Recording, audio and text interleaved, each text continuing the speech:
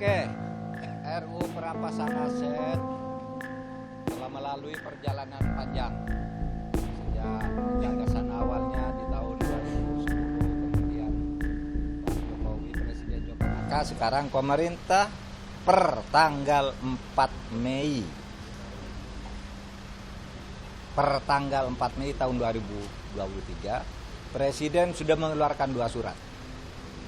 Satu surat Presiden kepada DPR yang dilampiri dengan rancangan undang-undang tentang perampasan aset dalam tindak pidana. Itu surat bernomor R22/Pres/05/2023. Itu surat supresnya sudah dikirim, sudah dikeluarkan. Kemudian ada surat tugas. Siapa pemerintah yang ditugaskan untuk membahas ini bersama DPR? Ada 4 pejabat setingkat menteri, yaitu 2 orang menteri, 1 Menko Polhukam, yang kedua Menteri Hukum dan HAM. Yang ketiga, pejabat setingkat menteri adalah Jaksa Agung. Yang keempat, pejabat setingkat menteri adalah Kapolri.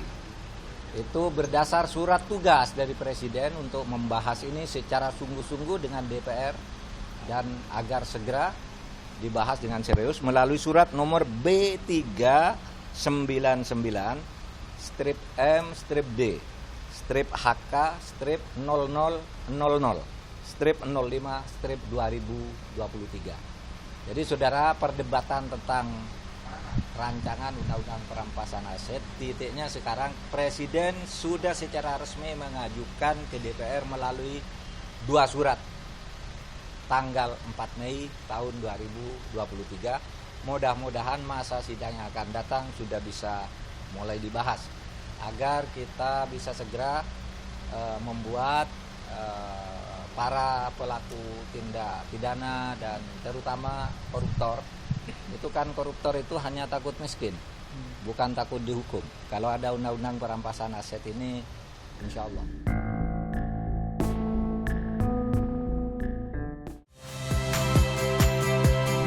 Saya Rahmat Ibrahim.